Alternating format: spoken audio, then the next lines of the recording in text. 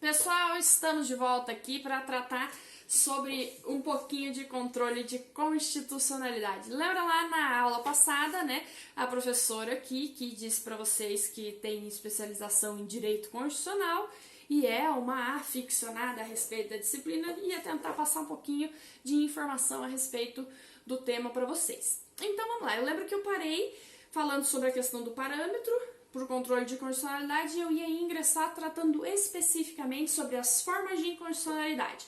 Então, vamos lá, a forma de inconstitucionalidade, ela pode se dar de inúmeras maneiras. A primeira delas, eu vou falar para vocês, é quanto à norma constitucional ofendida. Então, vamos lá, eu posso estar falando de uma inconstitucionalidade, não confunda aquilo lá com supremacia material, supremacia formal lá da Constituição da aula passada, tá ok? Por isso que eu falei, dá uma pausinha aqui antes de voltar para a próxima aula. A inconstitucionalidade a respeito da norma ofendida, de forma formal, o que eu estou dizendo? Há três possibilidades.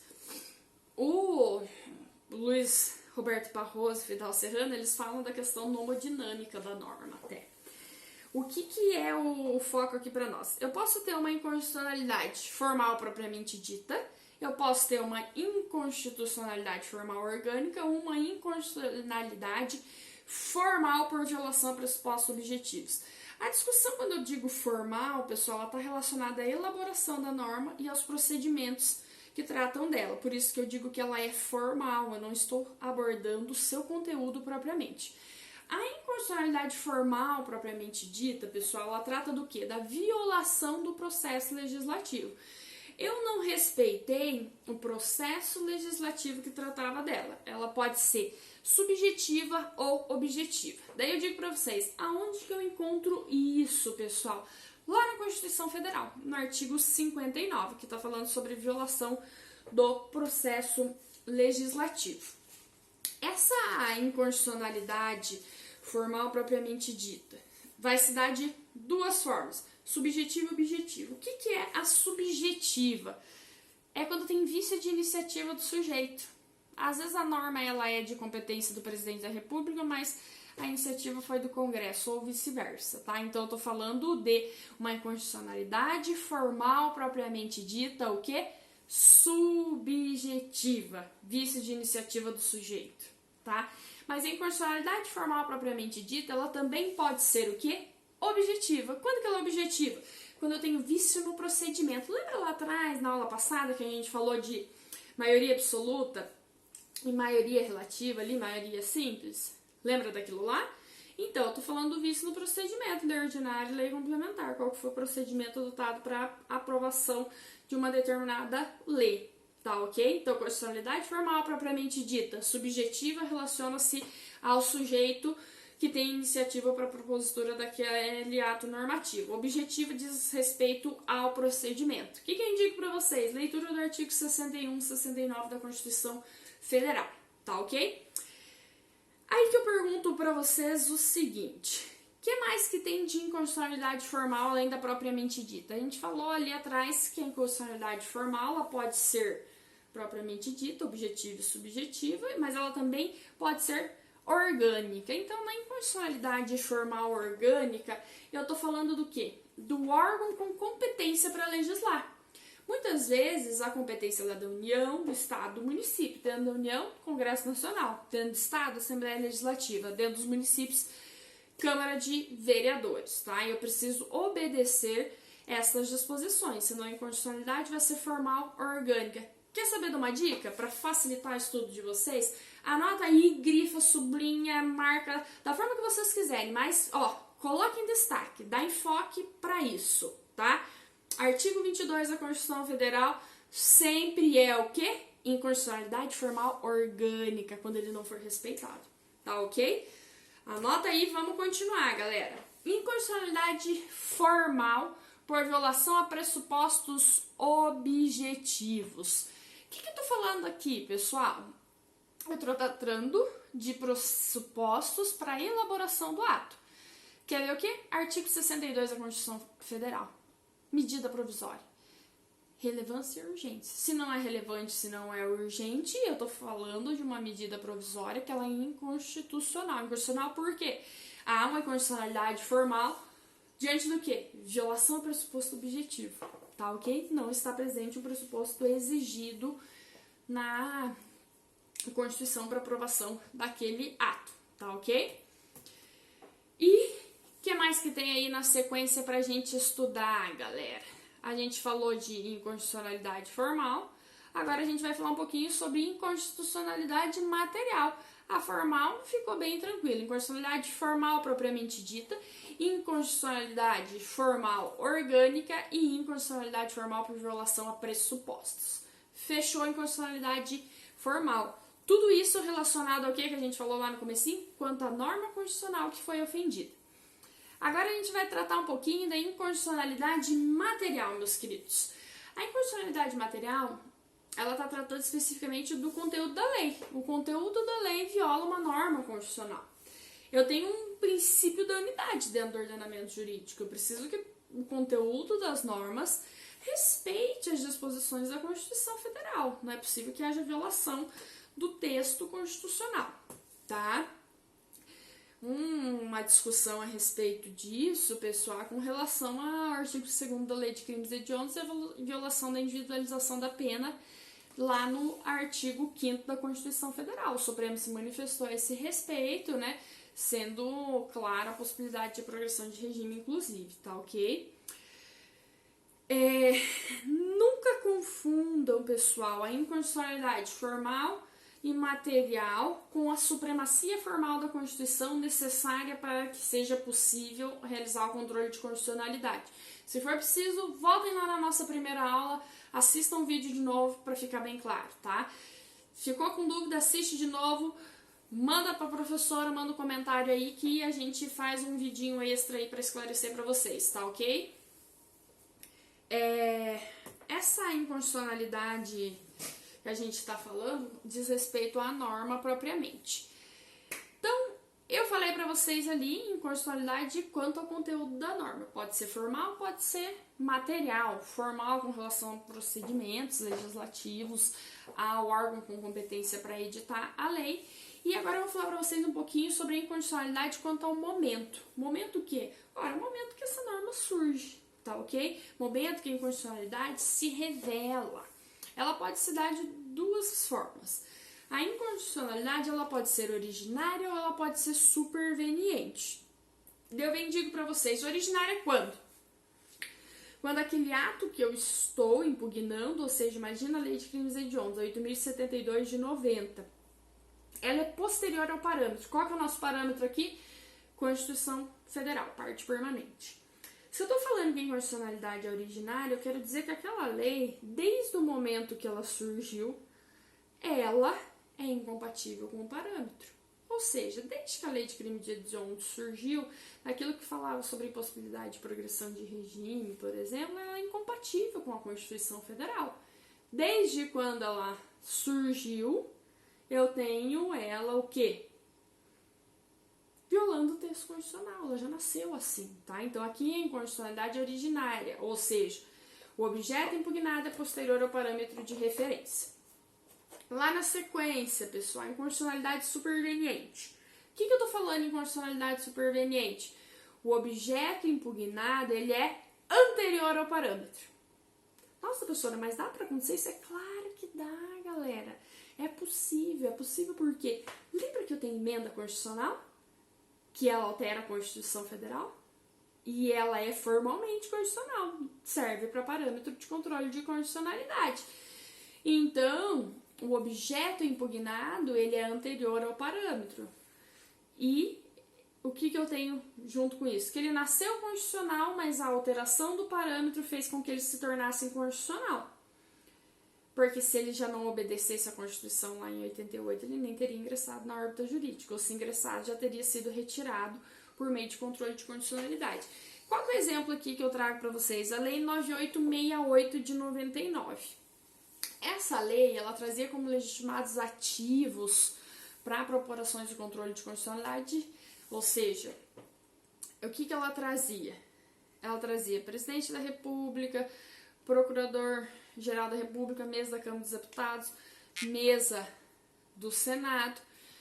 Só que veio a Emenda Constitucional 45 e ampliou o rol. Ela veio e disse assim, ó, lá em 2004 eu tenho Assembleia, Governador de Estado, Conselho Federal da Ordem, Partido Político Representação Sindical, Confederação, Partido com Político Representação, Congresso Nacional, Confederação Sindical. Ela veio e ampliou o rol.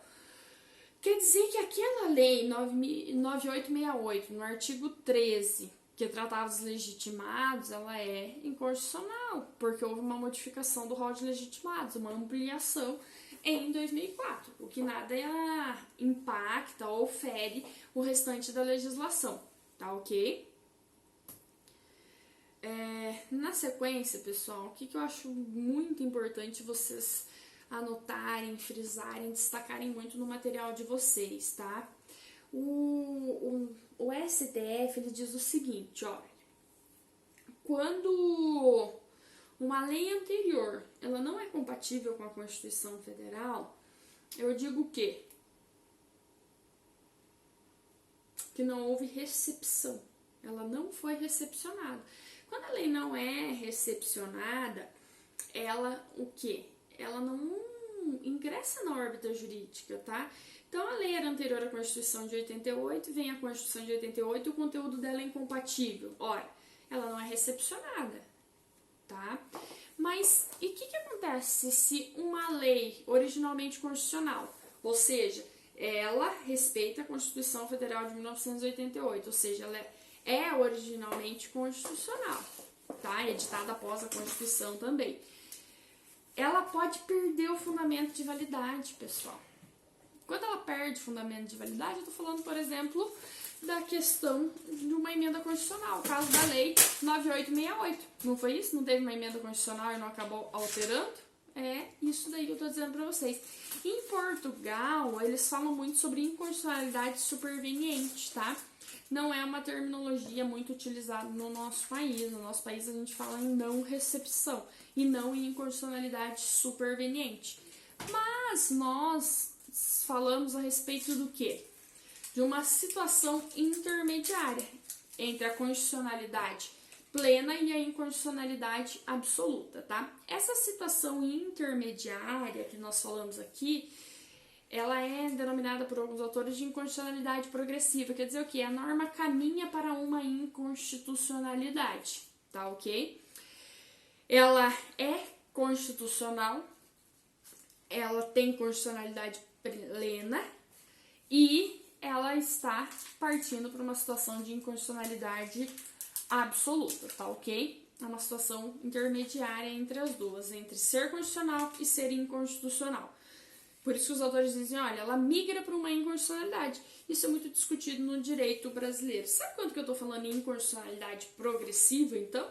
Pensando aqui no nosso país, ou pensando numa denominação portuguesa, inconstitucionalidade superveniente, mas tomar cuidado que aqui a gente fala mais de inconstitucionalidade progressiva, tá bom? A lei 1060 de 50, que tá falando sobre prazo em dobro para defensoria pública. Aqueles que dizem que viola o princípio da isonomia previsto lá na Constituição Federal. Pergunto para vocês, viola o princípio da isonomia ou não viola? Tá? A questão é que hoje a defensoria pública ela não está estruturada em todo o país de forma adequada.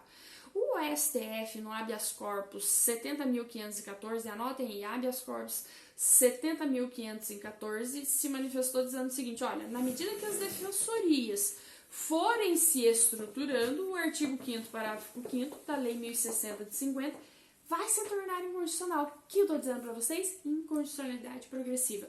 Hoje a norma é constitucional, ela está caminhando gradativamente para uma inconstitucionalidade. Quando? Quando o nosso país estruturar as defensorias de forma adequada em todo o território. Então, esse texto normativo se tornará inconstitucional, tá ok? Ali tem um outro ponto aqui também que merece destaque, artigo 68 do Código de Processo Penal. Quando o titular de direito à reparação do dano for pobre, a execução da sentença condenatória ou ação civil será promovida a seu requerimento pelo Ministério Público.